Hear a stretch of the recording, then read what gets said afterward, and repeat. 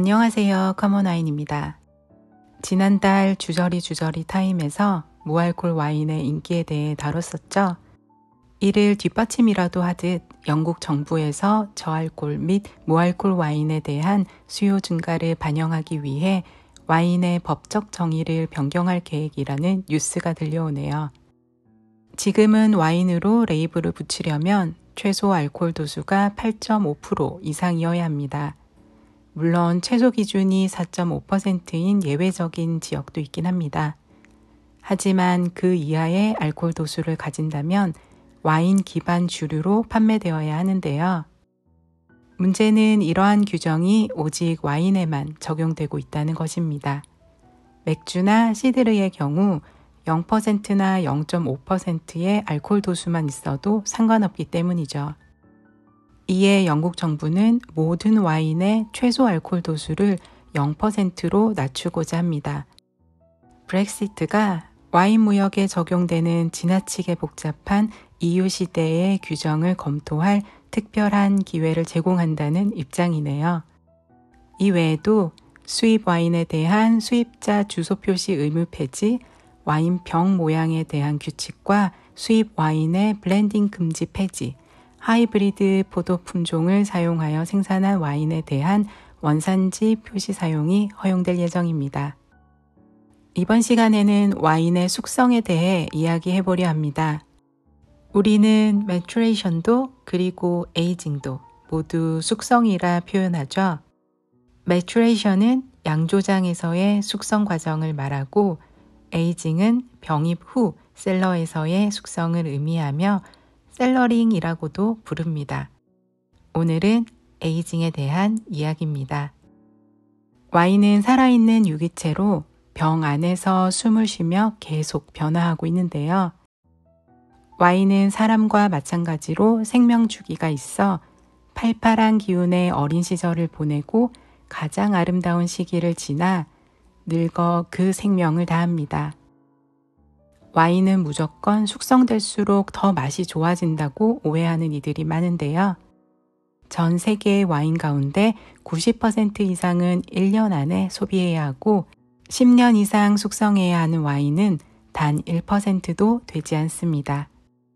가족이 태어난 해나 기념이 되는 빈티지를 어렵게 구해 특별한 날에 짜잔 오픈했는데 와인이 이미 저 세상으로 가버렸다면 정말 슬프겠죠.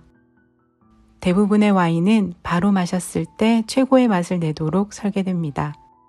특히 화이트와 로제, 스파클링 와인의 경우가 그러한데 와이너리에서 적정한 숙성을 마친 후 출시합니다. 그리고 5년 후에 더 뛰어난 맛을 내도록 설계된 와인은 10% 정도입니다. 여기에 해당하는 와인들은 대다수가 높은 수준의 타닌을 가진 레드 와인이나 당도가 높은 스윗 와인이죠. 숙성을 통해 새로운 풍미가 발전될 수 있을 정도로 농축도가 높은 와인들입니다. 그리고 10년 후에 시음 적기를 맞도록 설계된 와인은 1% 미만인데요. 품질뿐만 아니라 가격 역시 매우 높은 수준의 레드 와인들이 여기에 속합니다. 이런 와인은 어릴 때는 맛이 그다지 좋지 않을 수도 있으나 세월이 부리는 마법으로 부드럽게 다듬어져 새로운 모습을 보여줍니다. 그렇다면 레드 와인의 장기 숙성 여부에는 어떤 요소들이 작용할까요? 와인의 화학적 성질, 즉 색소, 산도, 타닌, 알코올 함량, 그리고 페놀릭이라 통칭하는 화합물 요소들, 그 중에서도 특히 타닌이 가장 포인트입니다. 병입 후에도 이러한 성분들은 활발히 화학적 상호작용을 진행합니다. 이에 와인의 색은 옅어지고 침전물이 생기기도 하고 벨벳과 같은 부드러운 질감을 만들기도 하며 풍미의 변화를 일으키기도 하죠. 여기서 몇 가지를 조금 더 자세히 살펴보면 와인의 pH와 색상은 숙성 가능성을 평가할 때 가장 중요한 지표입니다. 낮은 pH에서 레드 와인은 더 붉은색을 띠고 더 신선하고 과일 맛이 두드러집니다. 또한 숙성이 더디고 보다 심플한 맛을 가지며 바디감도 더 가벼운 편이죠. SO2가 더 활동적이기에 부패 없이 유지되기가 더 쉽습니다. 반대로 pH가 높은 레드와인은 색에서 붉은 톤이 빠지고 갈색을 띠게 되며 신선도가 낮고 과일 맛도 덜합니다. 보다 복합적인 풍미를 보이며 풀바디의 숙성이 빠르게 진행되고 부패하기 쉬워 적극적인 관리가 필요합니다. pH가 낮은 와인, 즉 산도가 높은 와인은 숙성 잠재력이 좋습니다. 레드와인에서 타닌은 바디감과 숙성 잠재력에 영향을 미치는 항산화제입니다. 보통 풀바디로 표현되는 와인은 타닌 함량이 높아 부드러워지기 위해 숙성이 필요하죠. 그리고 알코올은 방부제 역할을 하며 일반적으로 알코올이 높은 와인이 더 오래 숙성됩니다. 포트, 쉐리와 같은 주정 강화 와인이 아주 오래 보관되는 이유죠. 그렇다면 역시 장기 숙성이 가능하려면 이러한 성분들이 많이 응축되어야 하겠죠. 탄탄한 타닌을 얻기 위해 두꺼운 껍질을 가지는 등의 품종적인 특징이 있을 것이고, 농축미 있는 포도를 얻고자 수확량 통제를 할 수도 있고, 잘 익은 포도를 수확하기 위한 건조하고 햇볕 충분한 기후적인 특징도 영향이 있으며, 최근 연구에 의하면 토양이 페놀릭 화합물 구성에 지대한 영향을 미친다니 이 역시 장기 숙성에 영향을 미칠 것입니다. 또한 와인의 보관 상태와 심지어 병 사이즈도 큰 영향을 미치는데요.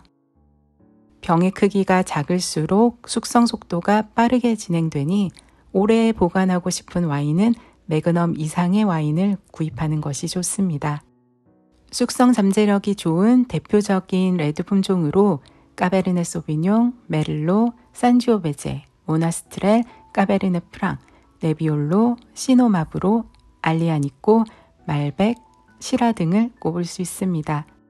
그리고 빈티지 포트, 마데이라, 뱅존, 마르살라 등의 주정 강화 와인과 스위트 와인도 있죠. 화이트 와인 중에도 물론 장기 숙성이 가능한 와인들이 있습니다. 고품질의 슈냉 블랑, 샤르도네, 리슬링, 비오니에, 세미용, 화이트 보르도 등이며 이 역시 소텔은 토카이, 아이스 와인과 같은 스위트 와인도 마찬가지죠. 나열된 와인의 스타일에서 짐작할 수 있듯이 화이트 와인의 장기 숙성의 중요한 요소는 산과 당분인데요. 비교적 추운 기후의 지역에서 쨍쨍한 산미를 가지거나 높은 당분을 가진 화이트 와인이 장기 숙성 잠재력을 보입니다. 자, 그렇다면 와인의 시음 적기는 어떻게 확인할 수 있을까요? 가장 확실한 방법은 병을 따보는 거죠. 오픈한 와인의 변화 속도를 보면 숙성이 더 가능할지 아닐지를 판단할 수 있습니다. 좋아하는 와인을 여러 병 사두고 즐기는 이라면 적용할 수 있는 방법이지만 그렇지 못하다면 다른 이들의 도움을 받아야겠죠. 우선 와이너리 홈페이지에 해당 빈티지의 시음 적기를 명시하는 곳이 꽤 많습니다. 그리고 전문가들의 평가를 확인할 수 있는 와인 서처의 빈티지 차트를 이용할 수 있죠. 보다 포괄적이며 모든 와인을 확인할 수 없는 것이 조금 아쉽기는 해도 큰 도움이 됩니다. 그리고 셀러 트래커라는 사이트도 있습니다. 디테일한 정보까지 얻을 수 있어 좋으나 일반인의 의견도 반영된다는 점은 유의해야 합니다. 무엇보다 시음 적기 판단에 있어 획일적인 기준이 없기에 전문가라 할지라도 모두 조금씩 다르게 평가한다는 점, 그리고 개인의 취향이 다 다르기에 전문가의 말만 맹신할 필요는 없다는 점은 다 알고 있으리라 생각합니다. 요즘 트렌드는 바로 마셔도 좋은 와인을 선호하는 경향이 있어 와인 생산의 방향 역시 이를 따르는 추세입니다.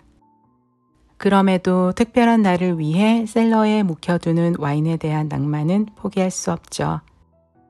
와인의 숙성에 따른 변화에 대한 이야기는 다음 시간에 이어갈게요. 오늘도 즐거운 와인 생활하세요. 감사합니다.